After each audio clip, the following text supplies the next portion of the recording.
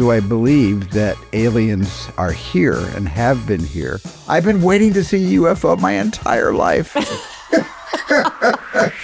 I'd always wanted to make a James Bond film from the day I saw Dr. No. They consistently turned me down. Why? He never explained why, but when I told that story to George Lucas, I told my Sad Cubby Broccoli story. They wouldn't let me direct Bond, and that's when George said, I have something better than Bond. It's called...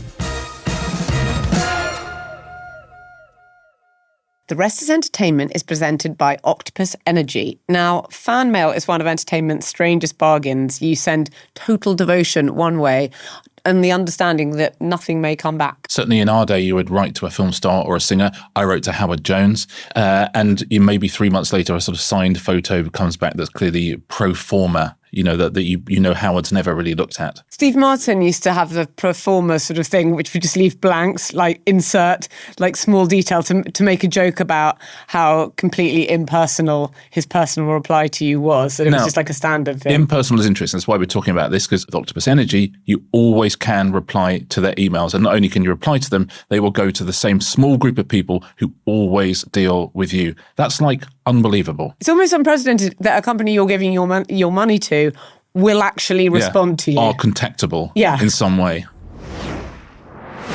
Steven Spielberg, how lovely to see you. Hi, Richard. Good to see you again. Last time I saw Steven, he was taking off in a helicopter. That was on a set with Richard. Exactly. On Thursday Murder Club. Now, but we are here to talk about all sorts of things.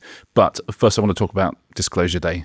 Because as I've just told you, I thought it was magnificent. I was trying to work out which of our listener questions would lead us into it best. Okay. There's lots to talk about. So we're going to go very, very route one from Dan Young. And Dan says, do you believe in aliens? I do believe that we are not alone in the cosmos, in the universe. As far as do I believe that aliens are here and have been here, 50 years ago to make Close Encounters, I would have said, seeing is believing, and I haven't seen one. I've not even seen a UFO. But today, I'm more inclined to say, with all the smartphones that are out there and all the things that I've seen and all the people who I believe the believers, I am absolutely ready to say that I do believe that we are not alone here on this planet. Was that one of the things that prompted you? I don't know how much you want to give away about the plot to Disclosure Day, but is that one of the things that prompted you to make it? Well, one thing that prompted me to make it was just that whistleblowers were now coming from higher levels of authority. They were coming from the United States Air Force. They were coming from Navy pilots.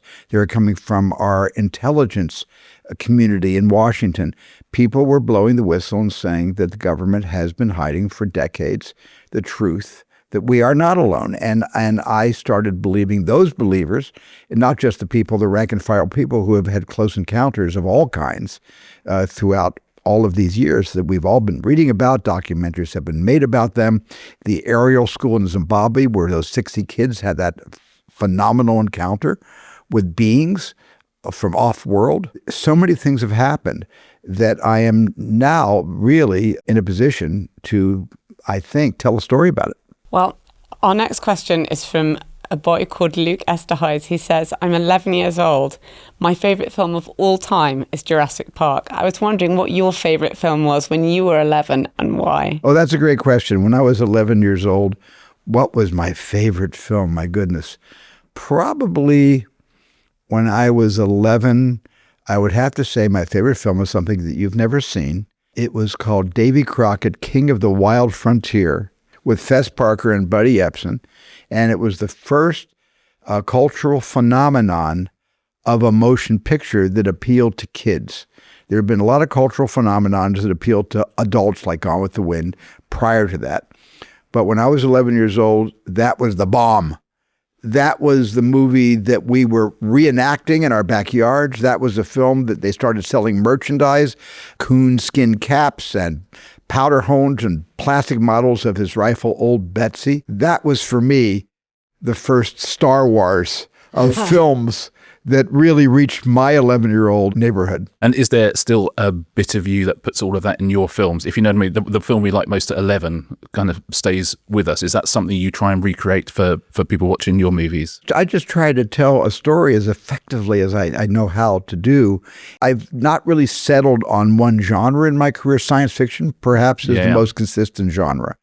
of all the films I've directed. I was, funny enough, watching Disclosure Day, I was thinking about Stephen King, and I think one thing both of you have in common is you can go anywhere because you're so rooted in reality. When you're doing reality, when you're doing a street, I believe I am in a street, and therefore, there can be a time portal, there can be aliens, there can be whatever you want. And that's the thing, is it's starting with the real and then going outwards. Well, I'm devoted to Stephen King's work. I know Stephen. Stephen knows me. We've done some things together throughout our careers. I'm a eternal admirer of his. And like Michael Crichton as well, they both operate under the theory that they must make the incredible credible in order to get us to believe the characters in their stories. So they don't allow themselves to untether weightlessly and spinning yarns that have no relationship with our reality. And because their reality is my reality, and their reality is our reality, which is they tell terrestrial stories and they put a spin of fantasy, science fiction, science. Jurassic Park wouldn't have worked unless Michael Crichton could make all of us in his novel believe the dinosaurs could come back from amber, from biting insects that bit dinosaurs 65 million years ago and can be cloned. And it's good science. And that's the important thing about the kind of movies that I make. If I'm going to make a movie that is stranger than fiction, then there has to be some bedrock science to let audiences believe it's credible. Well, I think you nailed that with Disclosure Day. I'll say this. Here's one of our listeners. This is not a question, but Declan Costello says, many years ago, I auditioned for the role of Jim in Empire of the Sun. I got down to the last 5 boys considered for the part, but it obviously went to Christian Bale. Said, you wrote me a beautiful letter, which I treasure. But then he says, here's the kicker, you definitely made the right decision, by the way. I am a much better doctor than I would have been an actor. Oh, that's wonderful. Well, listen, Declan, you have saved lives. You found a career where you are able to bring peace and health to people who are ill. What a wonderful thing to devote your entire life toward. He's still got your letter, which he sent to us, and it's absolutely lovely. Yeah, I love that. I have to say that you've managed to get so many great performances out of children and young people, and you have a lot of children. Did directing teach you anything about parenthood, and did parenthood teach you anything about directing? Parenthood actually keeps me young and relevant. Yeah.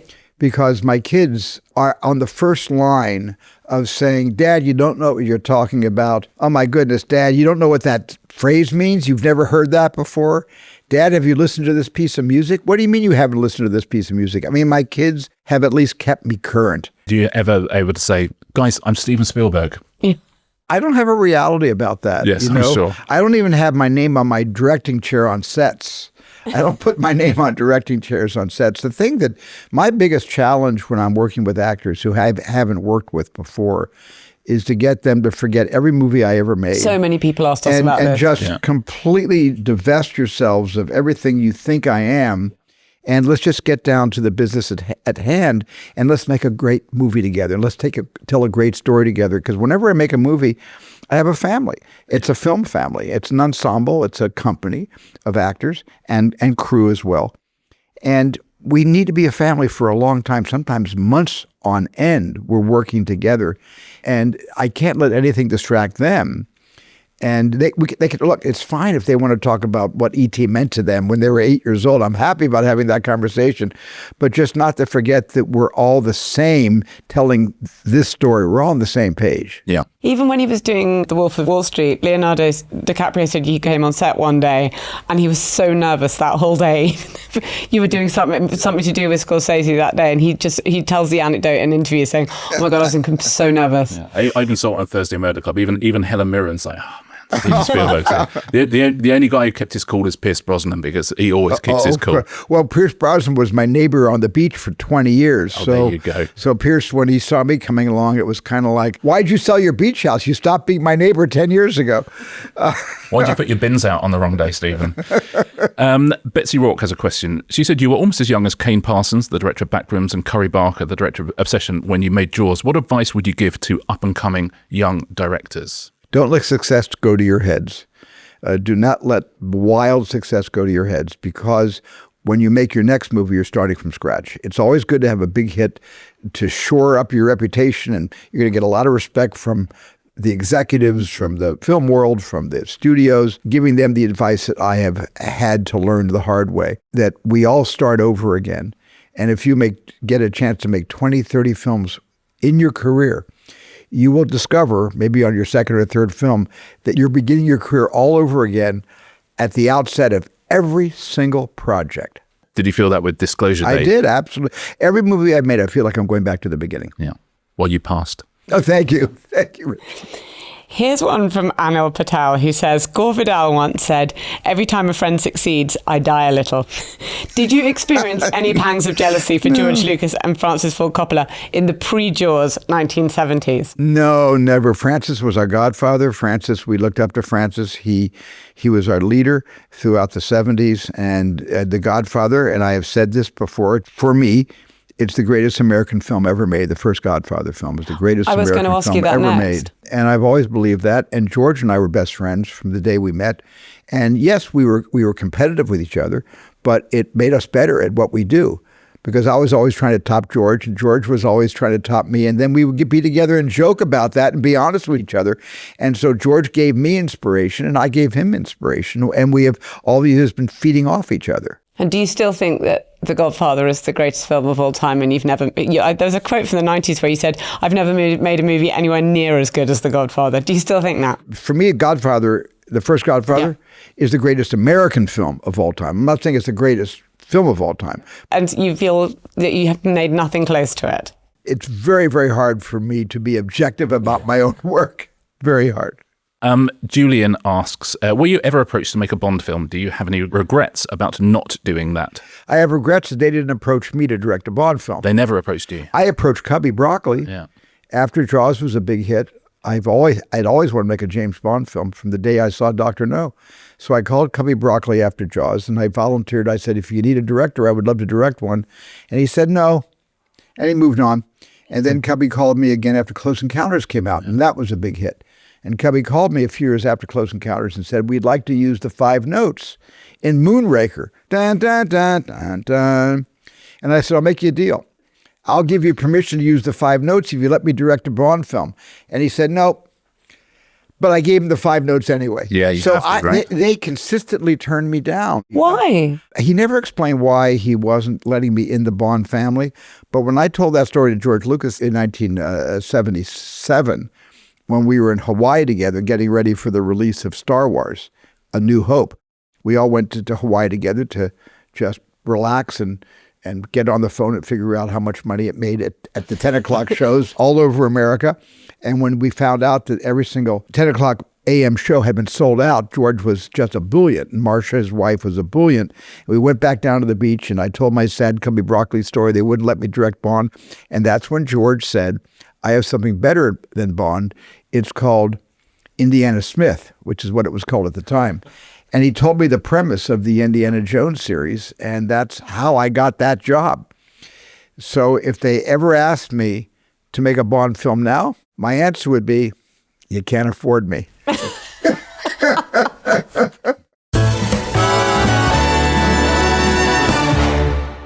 This episode is brought to you by Lloyds. Now, I love it when characters are part of a club. You wouldn't know anything about that, would you, Richard? The Thursday Murder Club in some ways reminds me of the A-Team. I would now like to map each of those characters onto the A-Team and feel I probably could. I mean, Elizabeth is Hannibal and it's not even close. Yeah, that's exactly right. And Ron is Howling Mad Murdoch. Well, there are definite perks to being in a club. Just ask the members of Club Lloyds. Because with Club Lloyds, you can bank on Lloyds to give you more wherever you are. If you join Club Lloyds, there's all sorts of benefits you can choose between. There's, for example, 6 free cinema tickets. They've got an annual coffee club and gourmet society membership, which would be mine. And also something that the Thursday Murder Club would enjoy very, very much indeed. Yes. To top it all off, you have fee-free spending abroad, which means wherever you are, you won't be charged by Lloyds to use your debit card when you're travelling. Now, joining this club costs £5 per month, but that is refunded in any month that you pay £2,000 into your account. Now, that is a club that's worth being part of.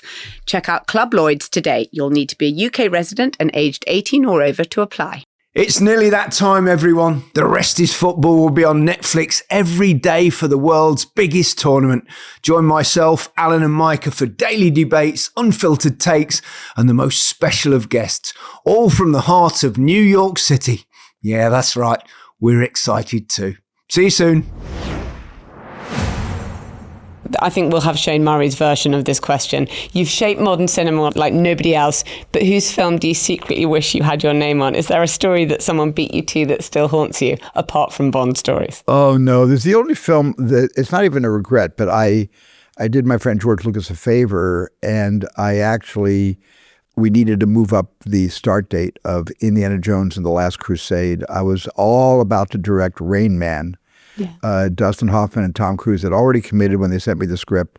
I worked on the script with the writer Ron Bass for a while, and I was getting ready to make the movie in about 5 or 6 months, and I had to drop out to do Last Crusade instead, which I was previously obligated to do. And that was the only fish that I thought got away. And I love what Barry Levinson did with it. I thought it was a great movie. It stands the test of time. It's still one of my favorite films. Can I ask you, going back to Disclosure Day for a minute, can I present a thought experiment to you? Okay. Which is, there is biological life out there, somewhere in the universe, and amongst the trillions of stars and the trillions of universes.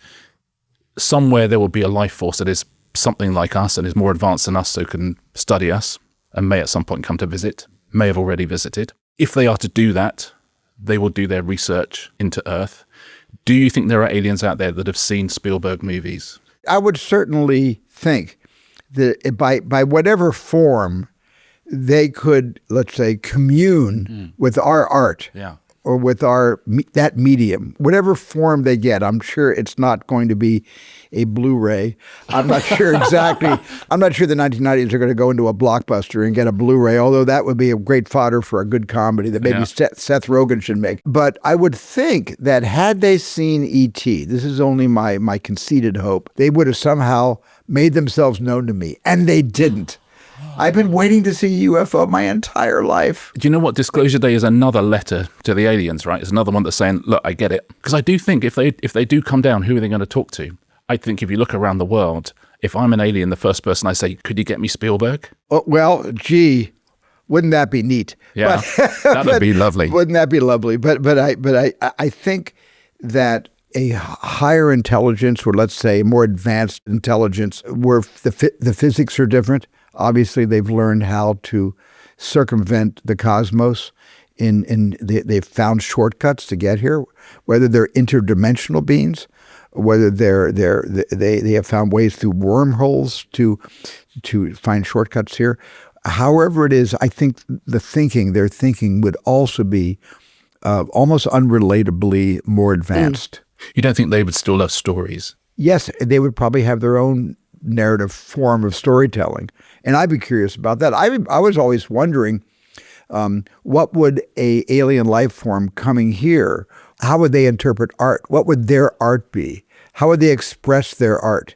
Yeah, what would they be pointing to? Go, I love that. What if they come down and just say, should we tell you the movie we love?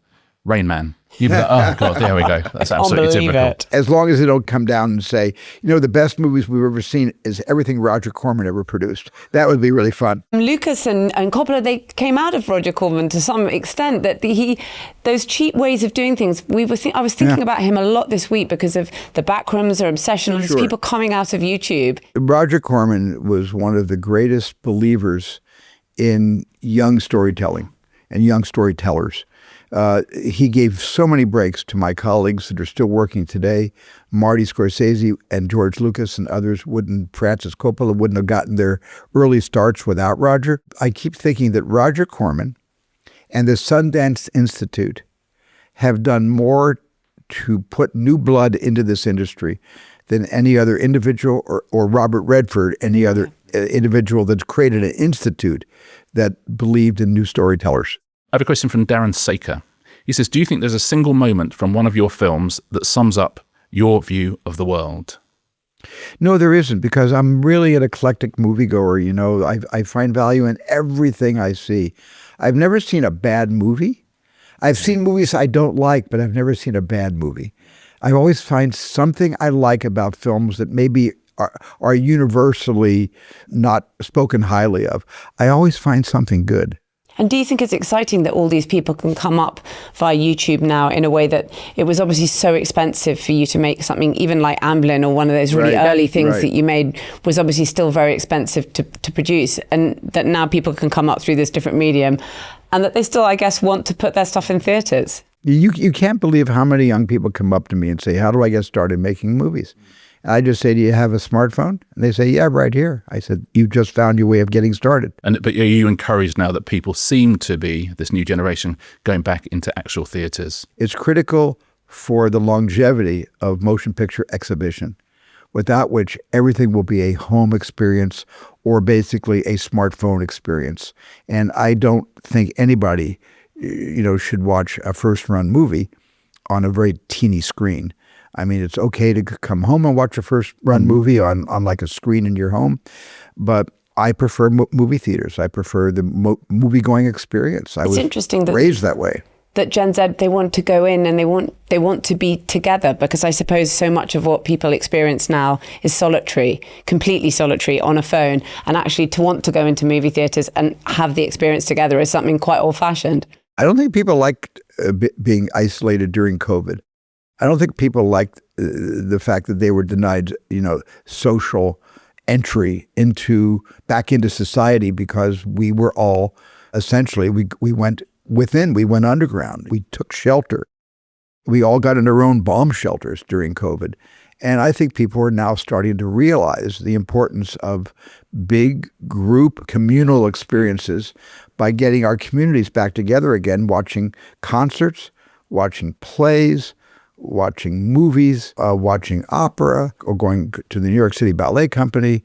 I mean, this is people getting back together again is the greatest way to bridge our differences. And I would say in order to do that, you need great art. And having watched Disclosure Day in the cinema, I said to you when you came in, I felt like a child again. It's a proper, you have to watch it in the cinema. I was leaning forward almost the whole way through that film, and it just felt like a communal experience. But that doesn't exist without the thing that you do. So I don't have a question. That's just to say thank you for doing it. Thank you, Richard, so much for that. It was such a treat. Thank you. What were your parents' favourite films? My mom and dad loved musicals. They loved the Hollywood musical, and they would take me with them to see Hollywood musicals in the 1950s and 60s. I got to see some of the great musicals, and in first run in theaters. When you're a kid, the only way you see a movie is your parents have to drive you, unless you've got a movie theater within safe walking distance from home.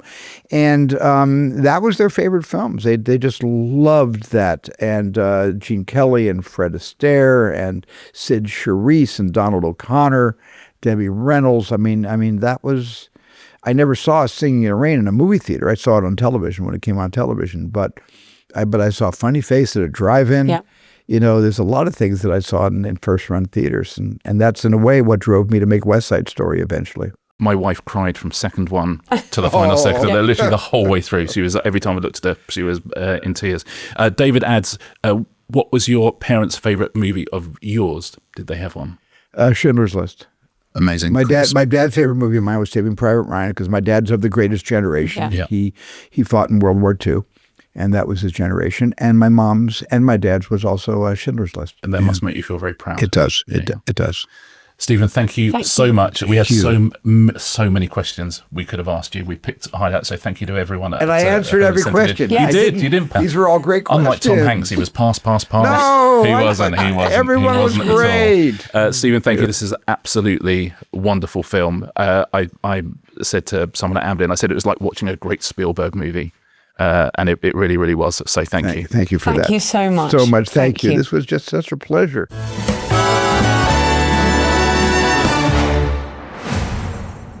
That was extraordinary. What a dude. Yeah. I mean, we have had some pretty amazing moments in the last few weeks, but there's something about people who I think at that stage in their career that are able to remain childlike and innocent and so kind of excited humble, by the world, who understand what they've done, and it's just it was. I mean, gosh, what a career! And I always say beforehand that if there's any questions you want to pass, you have 0 passes. Yeah. Just went straight in on every single question, and I got to ask my one about whether he thought aliens had ever watched a Spielberg film. So I was And happy. he Did you spot properly that was the? Did you spot that was the mental he one? properly engaged with He it. did, didn't he? He felt they didn't watch the first one, but maybe they'll watch the new one. Well, that's what I was thinking. Yeah. I think, but surely they must have done. And surely when they come down, who are they going to ask to speak to? Yes. But you know what I mean. Take me to Steven Spielberg. Take me to Spielberg. Yeah. Take me to Barry Levinson. That's what I wanted. But that was an absolute treat. Once again, thank you so much for sending in your questions. We love doing these interviews. And people love the fact that it's listener questions. Because by the way, Yeah. journalists always ask the same boring I know, ones. and we can be really cheeky as well, and it's Yeah. your fault. That's the absolute joy of it. We need to go and decompress, I think. We do. God, next week it'll just be me and you talking. Oh, God. We'll make it special. Yeah, we'll make it special. All right, then. See you next Tuesday. See you next Tuesday.